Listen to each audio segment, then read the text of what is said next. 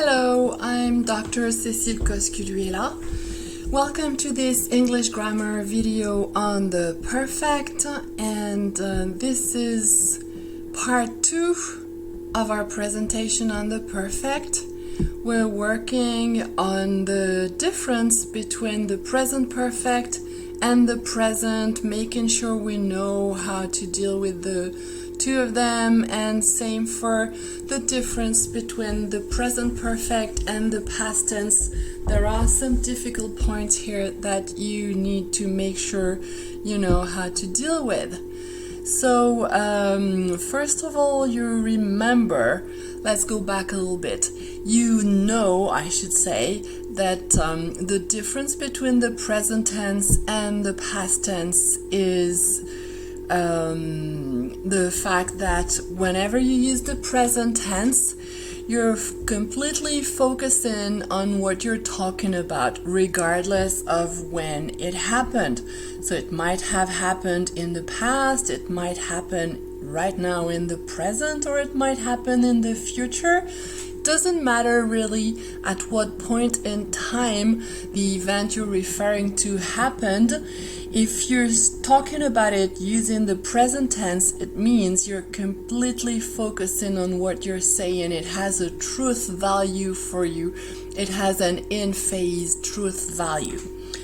And whenever you say something, it's either that or it doesn't have an in-phase truth value. You use the past tense because it's out of phase. You're not anymore in whatever you're talking about. So there's a difference between the event you're mentioning and what takes all your mental space, because you were in phase with it when it happened in the past, or because it is unreal. For one of these two reasons, the event you're talking about, you're out of phase with. It has an out of phase truth value. Okay? So this basically is a diagram representing the value of the present tense, which is what we have been commenting upon, and that we distinguish from the past tense. So they are two parts of one logical system. Whenever you say something, either you're fully focusing on it and it has an in-phase truth value for you, or it doesn't, it's out of phase and you use the past tense. Now the point, and that was just a reminder, and the point here is to make sure that things are clear enough for you. So the difference between the present tense and the past tense should be fine. And then how about the perfect? So if we there's a relationship between the present on the one hand, the past tense on the other, and then the present perfect, which might be considered as somewhere in between the present and the past, because it consists in standing in a viewpoint that is present, and from that standpoint you look at an event that is past, and the relationship between the two is an interconnection made by the use of the perfect. Okay, so the point now is to make sure you know when to use the present tense, when to use the present perfect, because at times it might be tricky if and only if you forget to, use the R1, O2, I3 principle, meaning, I'm going to rephrase it in a positive way. If you make sure you understand the meaning of what you want to express, then you will know whether you want to use the simple present or the simple present perfect. Okay?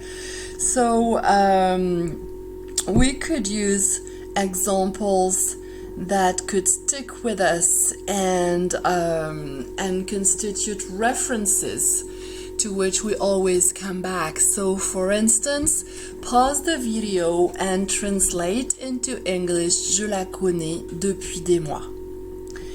And then when you're done with your translation, you realize maybe that you could compare this sentence with "Je la connais," period. And in either case, the sentence is our starting point. It has a meaning and we need to interpret that meaning in English. So what's the meaning? Well, in the first case, "Je la connais," period, simply means we're completely focusing on what we're saying. It has an in-phase truth value, so we're going to express that meaning with the present tense and basically translate the sentence by "I know her." Now, "Je la connais" and "Je la connais" obviously are the same sequences, but they're included in different contexts. And in the second sentence here, we need to make sure that we highlight, at least mentally, the marker "depuis." So this word gives us an indication of how to deal with the sentence, how to understand it. It's not just that I know her, it's that I know her now. So let's use a diagram again. It means that I know her now, so that is really present. I'm in phase with it. It has an in-phase truth value for me. And from that standpoint, I'm going to consider that it was also the case in the past, and it has been ever since. So that means that we're connecting two dots, two perspectives, and that's what the perfect does, the invariant of the perfect being the interconnection. So whenever we can make that diagram or make that analysis, then we know that the translation is going to resort to the perfect. We also need to deal, but it's easier, with the question of vocabulary, how to translate "depuis." Well, again, "depuis" is R1, what's O2? "Depuis" is a word, what's its meaning? What does "depuis" mean? Okay, so "depuis" is R1, what's O2? What's its meaning? That's the only way we can know how to translate it. And we know that whenever we want to express a length of time, we need to use "for," and when we're referring to the starting point of a length of time, then we need to use "since." So clearly, in this case, "Je la connais depuis des mois." What are we referring to? Well, clearly to a length of time. And in that case, we know we need to use "for." Okay? And then we know we need to translate "depuis" by "for" and "je la connais" using the present perfect. So we've done all the analytical work, and now we just have to apply it. And it becomes real easy to translate "I have known her for months." So this is a really simple instance of a translation that you can keep in mind and use as a reference for the other sentences that might be more complex, but in which basically you will have to deal with the same grammar problem. Okay, so this is the example you'll keep in mind to deal with the difference between the present and the present perfect. And let's now go on to the other aspect that is difficult when it comes to expressing yourself or translating texts, and that is the question of when to use the past and when to use the present perfect. So again, you remember that the past tense is used when you feel that there is no connection whatsoever between you and what you're talking about. You're really not into it, and it's completely disconnected from you. It's out of phase. Whereas when you use the present perfect, you're focusing on something that you really feel in phase with, and from that standpoint you look at something that is not in phase. Okay, but there is this interconnection. So let's go over a couple of examples to make things clearer. So, est-ce que tu as regardé le match? Again, I think that it is really important for you to be active. So if you're watching this video and you want to make the most of it, I suggest you pause it and you actually translate all the following sentences we're going to be working on. Okay? So pause the video and start it again when you have translated Est-ce que tu as regardé le match? Okay, you're done. You have your translation. So the point here that we need to highlight is that there is very little context here. So we need to reconstruct the context and maybe add more words to make things clearer. So, est-ce que tu as regardé le match? That would be most probably last night on TV. And once we have said last night on TV, then it's really clear. Last night is something we're completely disconnected from now. It has nothing to do with now. It's completely in the past, and it requires to use the past tense. Therefore, the most obvious and translation would be, did you watch the match? How about, est-ce que tu as vu son dernier film? So again, pause the video and translate the sentence, because that's the best way for you to make the most of this presentation. In this case, what's going on? Would we say, est-ce que tu as vu son dernier film hier soir à la télé? Probably not. We might be talking about the latest Spielberg's movie, and so we want to know if we can say now that you did see it in the past or not. So in this case, what we want to do is take stock of the situation. We're focusing on what's happening now. Can I say now that you have or have not seen it before? So the best translation here would be, have you seen his latest movie? Okay, these two examples are not easy, but still the translations here are the most probable ones, given the lack of context and the context that we would reconstruct most probably. Let's go on to the next example, and again, pause the video and translate the sentences rather, I should say, before you start it again. So the question here again is this first sentence, es-tu allé en Angleterre? Is it more like, est-ce que tu as regardé le match? Or like, est-ce que tu as vu son dernier film?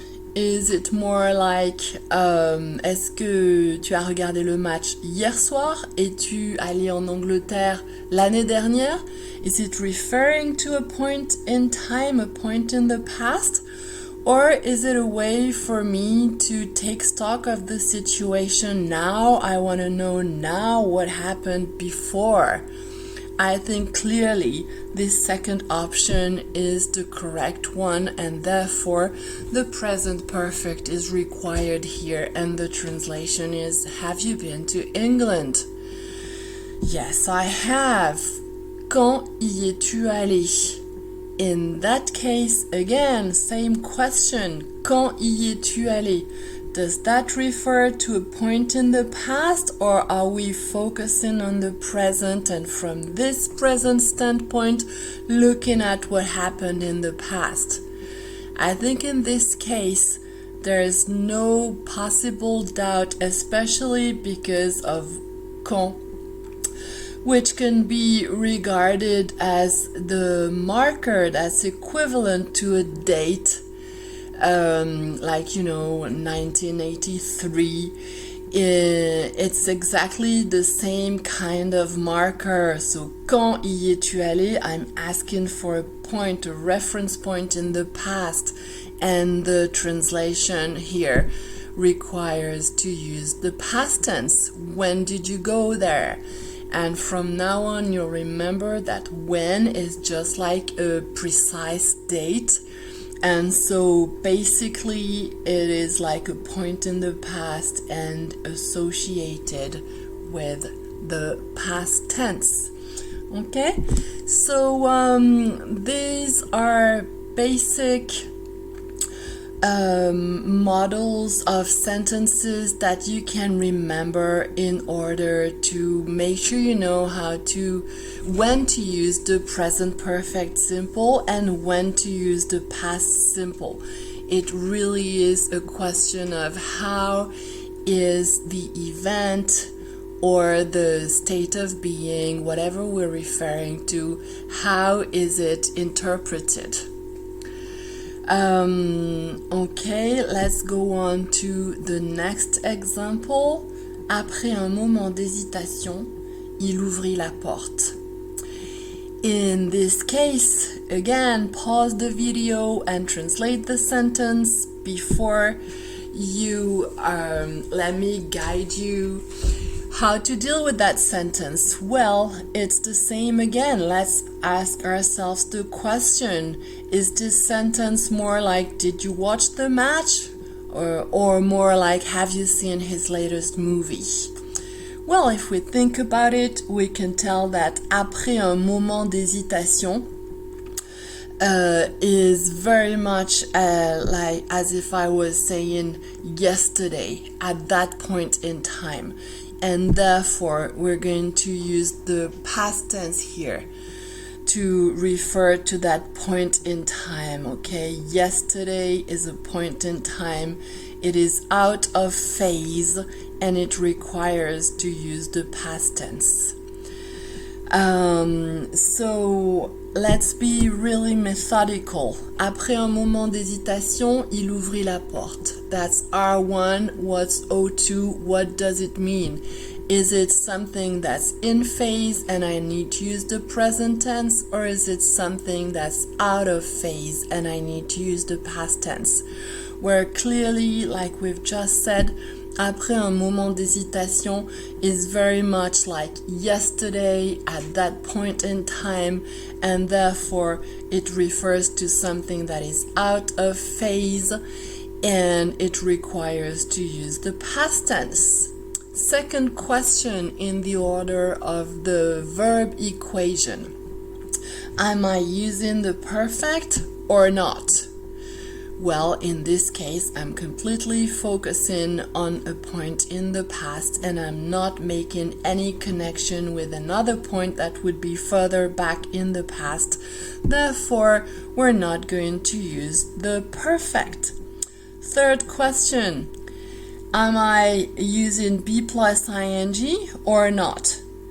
Meaning, am I just stating a fact for itself? Am I giving some information, or am I saying whatever I'm saying in relation to something else and for some other reason than just giving information? So, après un moment d'hésitation, il ouvrit la porte. Clearly, we're at the level of facts. We're making an inscription. What matters to us is the data that we're presenting and that we are inscribing on the sheet of assertion. Therefore, we are doing an out-of-phase inscription, and that requires to use the simple past. Okay? So always the same steps in choosing the verb form. Do I use the present or the past tense? Do I use the perfect or not? Do I use be plus ing or not? And that analysis, that three-step analysis, leads me to knowing what tense I need to use. So here, the simple past. After a moment's hesitation, he opened the door. Next example, and again, translate zut, j'ai oublié mon chéquier before you start the video again, and I advise you to ask yourself, well, is this sentence reminiscent of est-ce que tu as regardé le match, or rather of est-ce que tu as vu son dernier film? And in this case, I guess, we need to, as usual, look for markers. So what do we have here? Well, we have zut, which is an interjection, and it means that we're really focusing on what's happening right now. We're focusing on the present. We're very much in phase with what we're saying. And from that standpoint, we're going to consider the fact that we forgot our checkbook in the past. But we're not just mentioning it as a past event that doesn't have anything to do with now. We're completely focusing on now, so we're going to use the present tense and then refer to that past event with the perfect because we're connecting the two dots here. Therefore, j'ai oublié mon chéquier, same methodological approach. Do I use the present tense or the past tense? Well, in that case, zut tells me that I'm completely focusing on what's happening now. I'm focusing on an in-phase truth value event. Therefore, I need to use the present tense. Is there any connection to something else? Of course, there is an interconnection between what's happening now and the point in time when that event happened. And last but not least, am I making a meta inscription, and therefore do I need to use be plus ing, or am I just stating facts, making an inscription, and therefore I need to use the simple form? This is the case here. Zut, j'ai oublié mon chéquier. I'm merely focusing on the data, therefore I'm doing an interconnected in-phase inscription, and that requires to use the present perfect simple.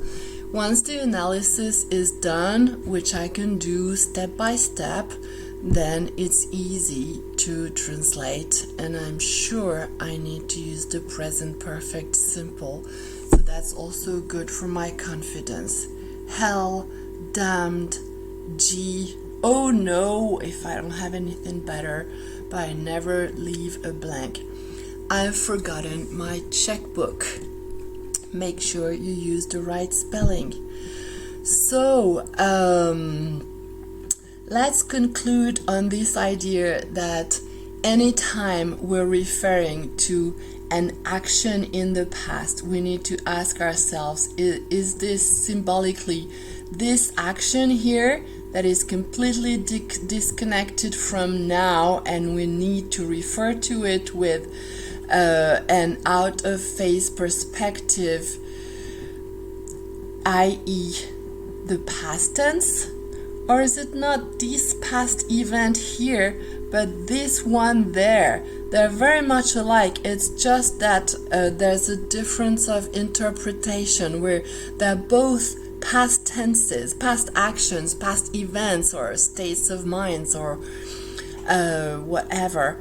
And both of them, this one here and this one there, they both completely happened in the past, and so we need to remember that there's no way we can say, well, this is a past action, so I need to express it using the past tense, because this is really not correct. and it's not gonna serve us.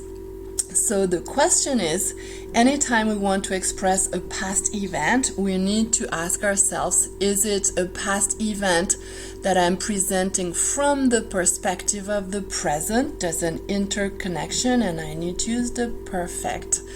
Or it's completely disconnected in the past and I need to use the past tense.